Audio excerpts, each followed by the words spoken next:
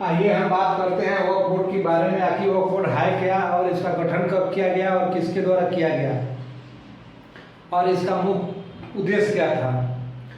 तो इसका गठन आज़ाद भारत में 1954 में वक्फ बोर्ड का गठन किया गया नेहरू जी के द्वारा। और इसका मुख्य उद्देश्य यही था कि जो लोग भारत छोड़ के पाकिस्तान चले गए थे उनके संपत्ति को संरक्षण करने के लिए और प्रबंधन करने के लिए एक वक्फ बोर्ड का गठन किया गया कांग्रेस सरकार के द्वारा।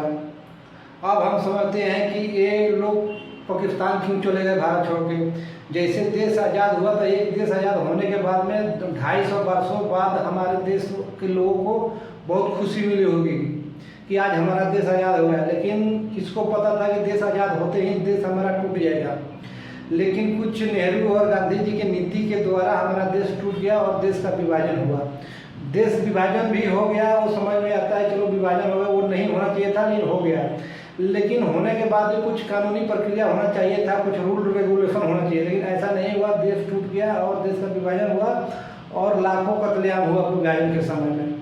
तो जिनके माइंड सेट से, जिनके थिंक से पाकिस्तान बना था और देश टूटा था, वो लोग भारत छोड़ के पाकिस्तान जाने का प्लान कर लिए और भारत छोड़ के पाकिस्तान जाने का प्लान कर लिया और चले गए। और बहुत से सारे लोग पाकिस्तान छोड़ के भारत चले आए जो पाकिस्तान में अल्पसंख्यक थे, जैसे हिंदू, क्रिश्चियन, बौद्ध, सिख, ईसाई। वो पाकिस्तान से भारत चले आए।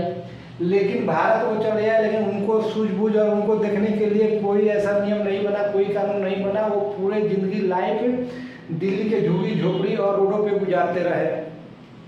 लेकिन जो यहाँ से भारत छोड़ के, जिनके नीति से भारत टूटा, वो जो यहाँ से छोड़ के चले गए, उनके संपत्ति को संरक्षण करने के लिए, प्रबंधन करने के लिए कांग्रेस गवर्नमेंट द्वारा 1954 में वक्फ बोर्ड का गठन किया गया। एक तो टूटना नहीं चाहिए, देश टूट गया। जो छोड़ के चले गए उनका संपत्ति सरकार के अंदर चला जाना चाहिए था सिस्टम हिसाब से, लेकिन ऐसा नहीं हुआ। एक खास कम्युनिटी को संपत्ति सौंप दिया गया और उसके लिए वक्फ बोर्ड बना दिया गया और वक्फ बोर्ड उस संपत्ति को संरक्षण और प्रबंधन करने लगा। लेकिन जैसे वहाँ के लोग आए तो उनका संपत्ति किसको चला गया? पाकिस्तान गवर्नमेंट को चला गया। पाकिस्तान गवर्नमेंट उस पर कब्जा कर लिया। होना एक समाज के लिए, सब समाज के लिए होना यही चाहिए था। पहले तो देश नहीं टूटना चाहिए, देश टूट गया। देश टूटने के बाद में जो इधर से लोग उधर गए, उनका काट पीट जो हुआ, कत्लेआम हुआ, वो भी नहीं होना चाहिए था।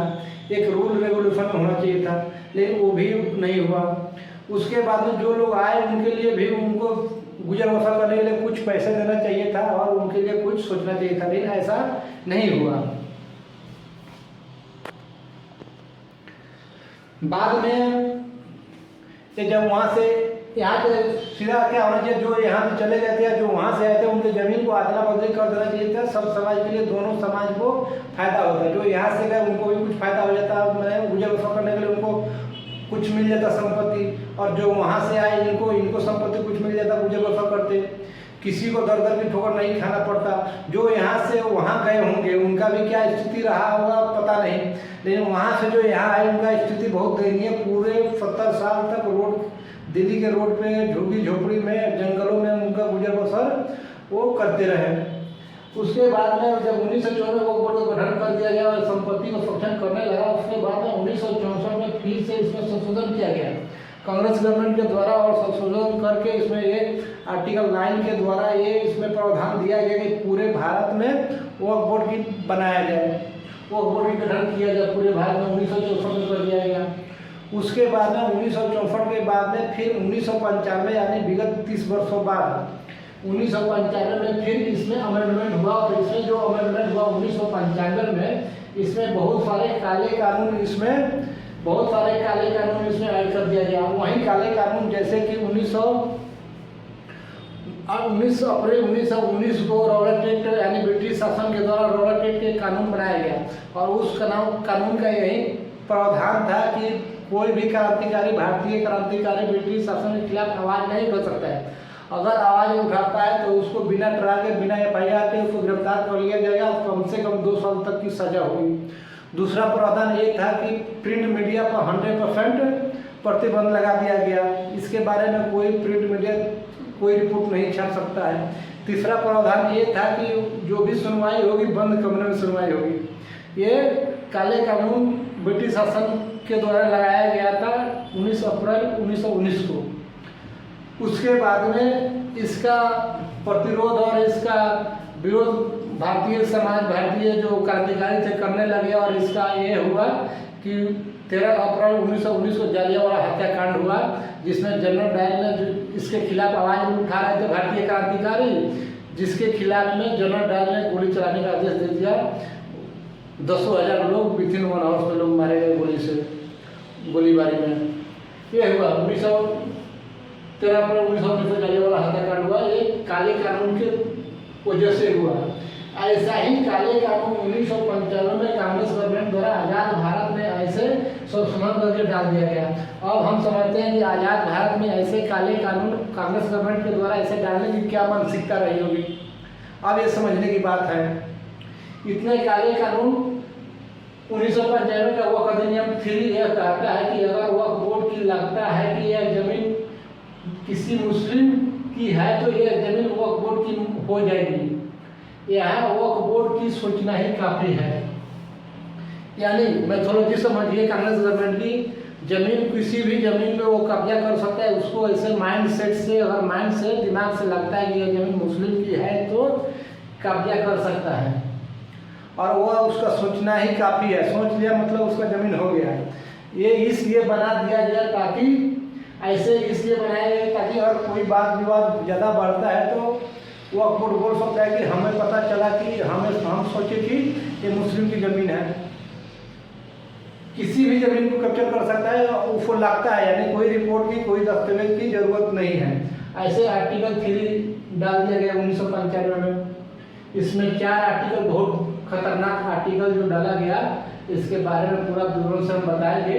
अब 1995 से थोड़ा पीछे चलेंगे, 4 से 5 साल पीछे चलेंगे, 1990 की घटना के प्रकाश डालेंगे कि क्या ऐसा हुआ कि 1995 में ऐसे कांग्रेस किस मानसिकता से ऐसा कानून बनाया, आज़ाद भारत में काले कानून बनाया, एक सब समाज के लिए और एक हिंदू समाज के लिए और एक अल्पसंख्यक जो यहाँ के बहुसंख्यक है उनके लिए ऐसा कानून बनाया गया। हालांकि ये किसी को जमीन को कैप्चर कर सकता है। ये जो कानून बनाया गया कांग्रेस गवर्नमेंट द्वारा, किसी का भी जमीन को कैप्चर कर सकता है, चाहे क्रिश्चियन हो, चाहे बौद्ध हो, चाहे ईसाई हो, चाहे सिख हो, चाहे हिंदू हो। किसी के सरकार की जमीन हो, किसी के जमीन को कैप्चर कर सकता है। अब 1990 के दरमियान में हम जाते हैं। 1990 में राम रथ यात्रा आंदोलन शुरू हुआ था पूरे भारत में, और यह यात्रा बजरंग दल और जनसंघ के द्वारा किया गया था, और इसको लीड करने के लिए अटल बिहारी वाजपेयी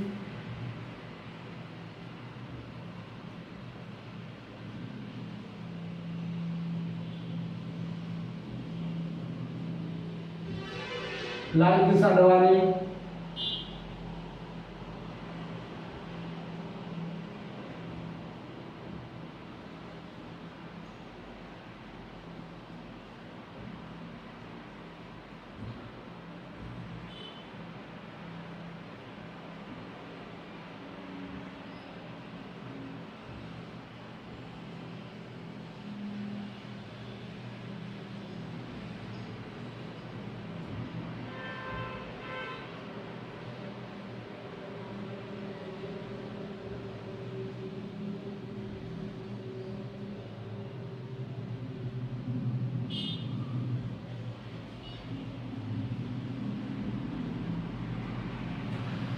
ये जो 1990 में राम रथ यात्रा आंदोलन जो शुरू हुआ था, इसको किसके द्वारा, बजरंग दल और जनसंघ के द्वारा शुरू किया गया था पूरे भारत में। और इसको लीड करने के लिए अटल बिहारी वाजपेयी, मुरली मनोहर जोशी, उमा भारती, अशोक सिंघल, विनय कटियार जी, लाल कृष्ण आडवाणी जी इसको लीड कर रहे थे।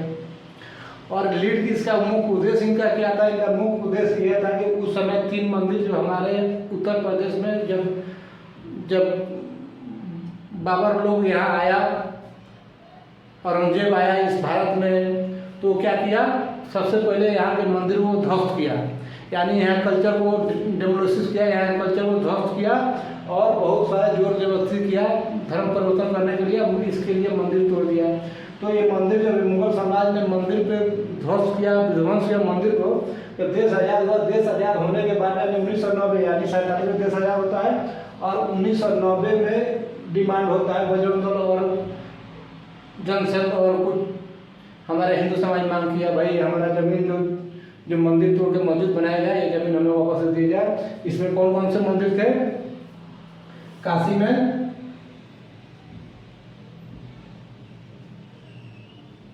विश्वनाथ टेम्पल, अयोध्या में राम मंदिर, और मथुरा में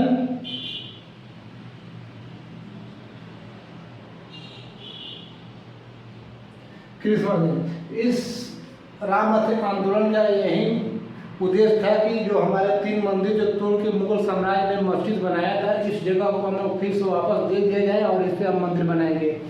इससे कांग्रेस गवर्नमेंट में घबरा के और पीछे वाले जो हमारे 1947 से पहले जो भी विवादित स्थल थे, इस पर बात ना करे, हिंदू समाज इसका डिमांड ना करे, इसको मांग ना करे, इसके लिए 1991 में पैलेसेस ऑफ वर्शिप एक्ट लेके आ गया। अब 1991 में पैलेसेस ऑफ वर्शिप एक्ट लेके आ गया। आप समझते हैं कि 1991 का पैलेसेस ऑफ वर्शिप एक्ट का मीनिंग क्या है? 1991 का पैलेसेस ऑफ वर्शिप एक्ट संसद के पटल पर ले आके और इसको पास करके कानूनी प्रक्रिया में इसको रेगुलर कर दिया गया। अब ये 1991 पैलेसेस ऑफ वर्शिप एक्ट ये कहता है कि कोई भी जमीन 1947 से पहले डिस्प्यूटेड यानी कि विवादित है, वह जमीन पे बात नहीं होगी। वो जमीन जिसके पास विवादित जमीन है उसी के पास रहेगा। ये क्यों, किस माइंडसेट कांग्रेस गवर्नमेंट ने पास किया? ताकि जो ये डिमांड कर रहे थे 1990 में राम रथ यात्रा के द्वारा बजरंग दल और जनसंघ और अटल बिहारी वाजपेयी, लाल जी, अशोक सिंघल जी, मुरली मनोहर जी, विनय कटियार जी, अशोक, ये लोग जो उमा भारती जो मांग कर रहे थे 3 मंदिर के लिए, ये बात इस पे ना करे, ये जमीन के लिए डिमांड ना करे, इसको रोकने के लिए यानी सदा के लिए इनका हाथ बांध दिया। ये कानून लिया गया 1991 का पैलेसेस ऑफ वर्शिप एक्ट। बार बार आप सुनते होंगे ओबीसी के द्वारा बार बार जब राम मंदिर का जब चर्चा हो रही थी और राम मंदिर का वो आने वाला रिजल्ट आने वाला था, तो बार बार पैलेसेस ऑफ वर्शिप एक्ट, बार बार पैलेसेस ऑफ वर्शिप एक्ट का चर्चा हो रहा था, संसद में हो रहा था और डिबेट में हो रहा था। ये सब हम सुने होंगे। पैलेसेस ऑफ वर्शिप एक्ट तो सुनते हैं, लेकिन उसका रीजन क्या है, उसका मीनिंग क्या है, सबको तो पता नहीं चलता है। तो इसका मीनिंग यही है कि 1991 से पास किया गया संसद पटल के द्वारा। और किसके द्वारा पास किया गया? कांग्रेस गवर्नमेंट के द्वारा। और इसका मुख्य उद्देश्य क्या था? जो 1947 से पहले जो जमीन जिसके पास है उसी के पास रहेगा। अब माइंड सेट समझिए कांग्रेस की, जब मुगल साम्राज्य का अस्तित्व भारत में आया और अपने चरम सीमा पे आया, तो सबसे पहले सारे में हम मस्जिद तोड़ा, मंदिर को तोड़ के मस्जिद बनाया। और मंदिर को तोड़ के जब मस्जिद बनाया तो और हिंदू के जमीन पर कैप्चर किया। तो अब इसको कांग्रेस गवर्नमेंट को लग गया कि बहुत सारे जमीन जो है, बहुत सारे मंदिर है जो कि तोड़ के मस्जिद बनाया गया है। जब हिंदू समाज अब जगह है तो धीरे धीरे करके ये करके मारेगा, तो हमारा क्या होगा, वोट बैंक खसक जाएगा। अब इसको वोट बैंक के लिए 1991 का पैलेसेस ऑफ वर्शिप एक्ट लागू कर दिया गया संसद के पटल पे। जब 1991 में पैलेसेस ऑफ वर्शिप एक्ट लागू हो गया, उसके बाद में बजरंग दल, जनसंघ और राम भक्त और गुस्सा हो गए और उग्र हो गए और 6 दिसंबर 1992 को मस्जिद का विध्वंस कर दिया। कौन सा मंदिर का? ये बाबरी मस्जिद, जो अयोध्या में बाबरी मस्जिद था।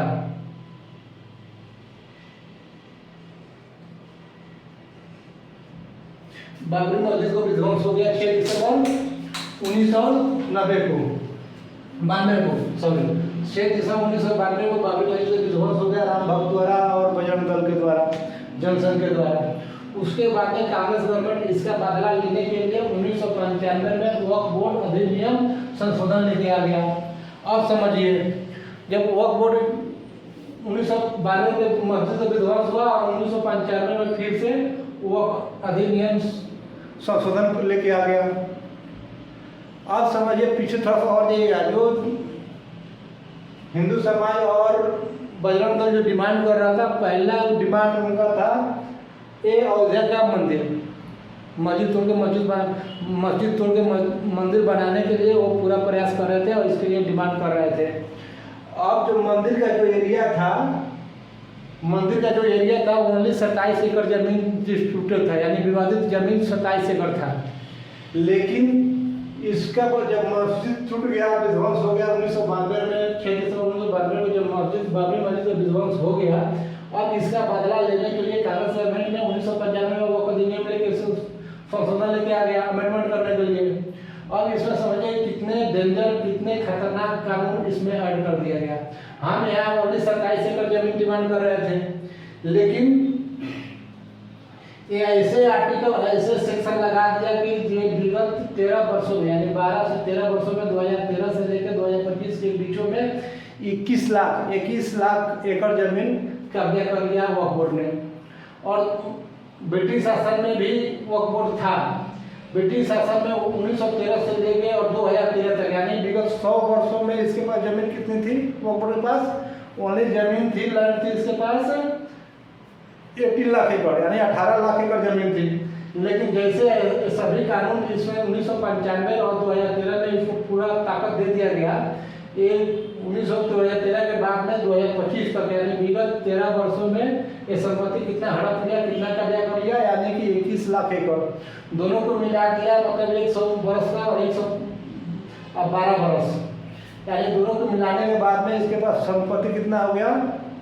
39 लाख एकड़ संपत्ति हो गया वक्फ बोर्ड के पास। और ये तत्कालीन सरकार जो है उसके खुलासे में पता चला है।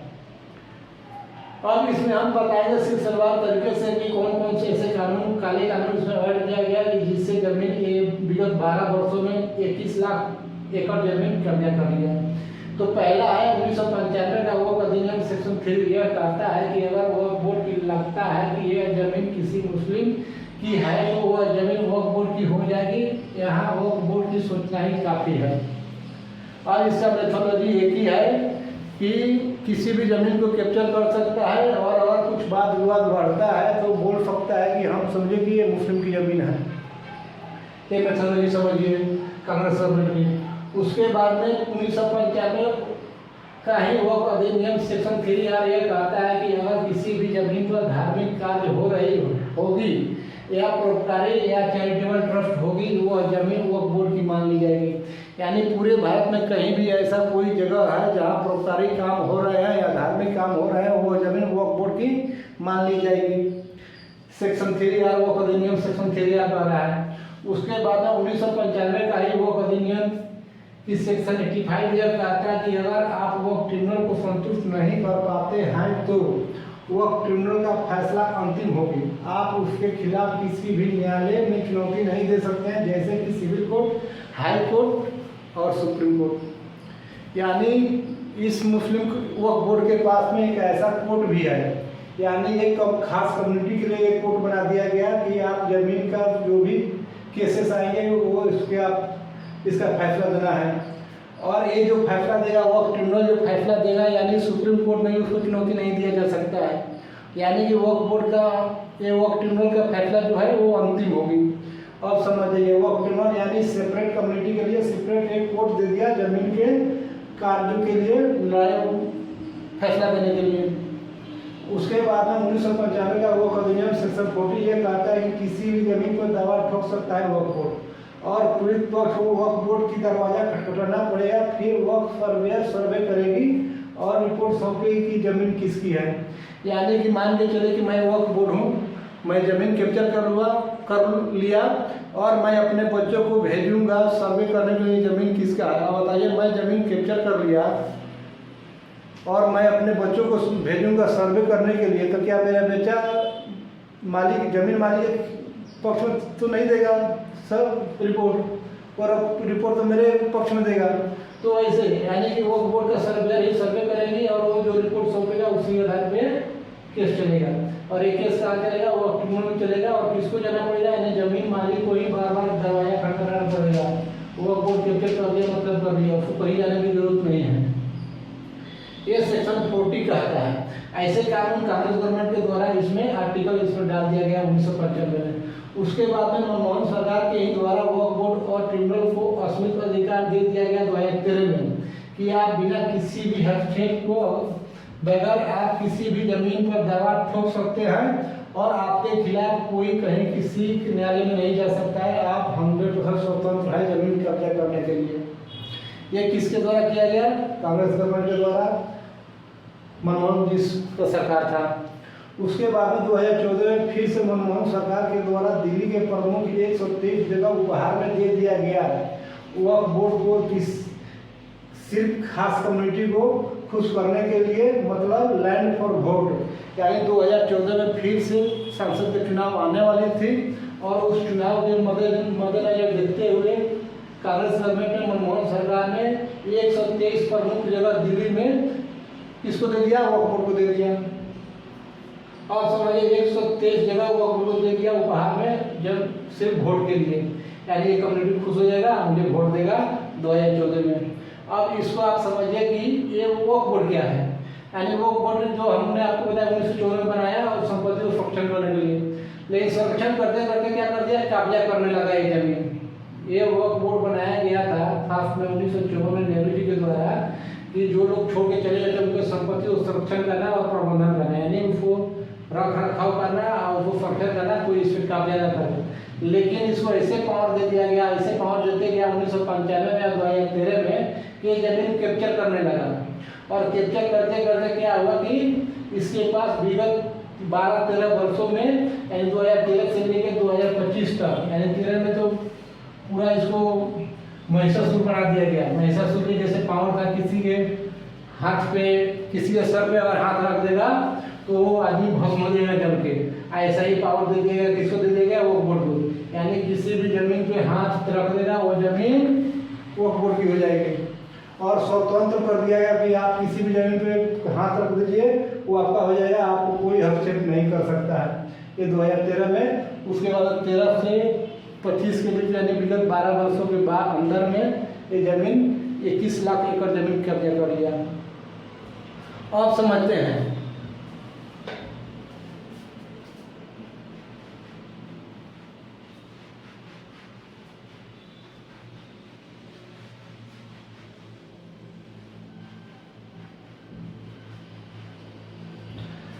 और समझते हैं कि भारत के सबसे बड़ी जो संस्था है, सरकारी संस्था है, जिसमें दो बड़ी संस्था है, जिसके पास संपत्ति कितने हैं, भारतीय रेलवे है।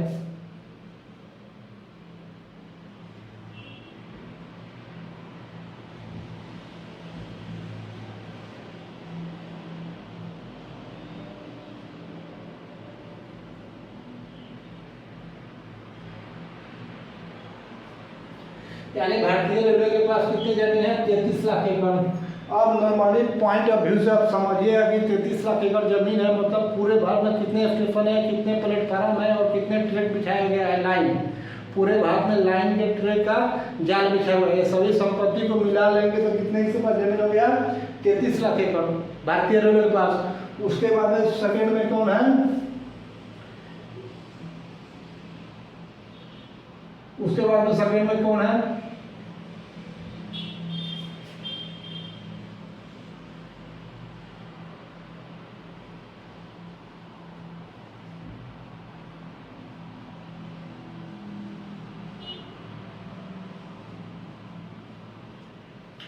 भारतीय सेना। जल सेना, थल सेना, वायु सेना, 3 सेना है भारत की, और तीनों सेना को जमीन मिला के 17 लाख एकड़ जमीन है। और ये जो भारत सरकारी संस्था है, लेकिन यहाँ आप आइए प्राइवेट संस्था जो भारत की है, इसके पास संपत्ति कितनी है, वो बोर्ड।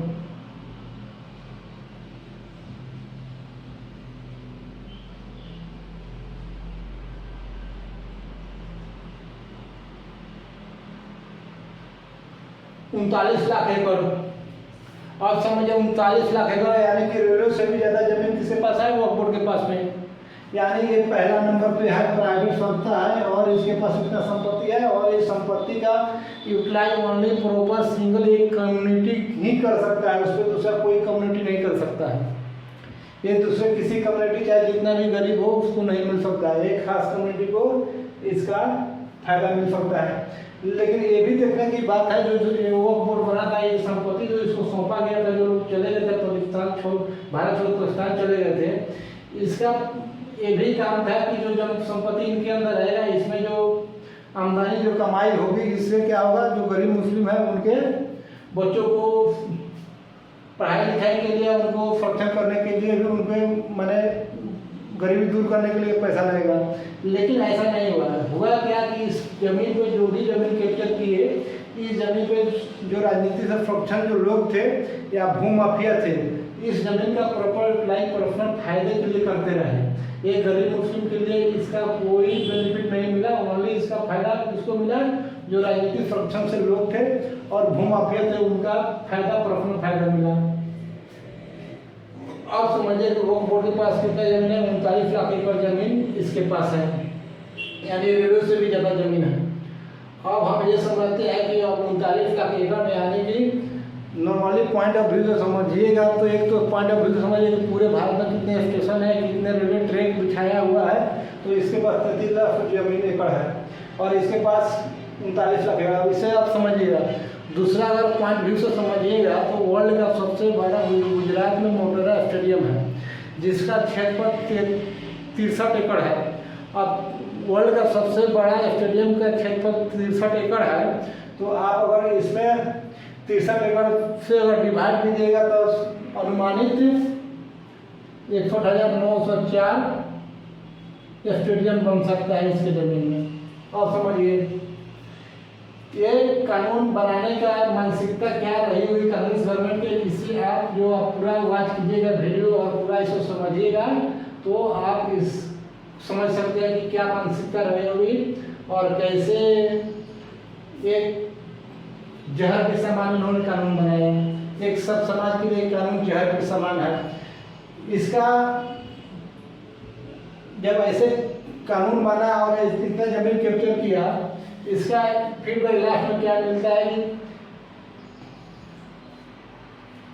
एक एर्नाकुलम केरला में एक शहर है जो 600 ईसाई परिवार है। 600 ईसाई परिवार पूरे जमीन पूरे गांव पे वक्फ बोर्ड ने अपना दावा ठोक दिया कि ये जमीन वक्फ बोर्ड की है।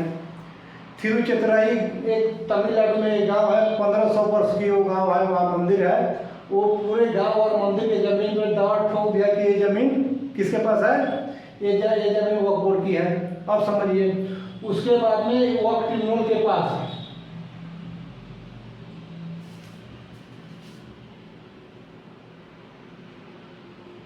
ये वक्फ ट्रिब्यूनल के पास 5 लाख की स्पेंडिंग है जमीन के लिए, 5 लाख की स्पेंडिंग है।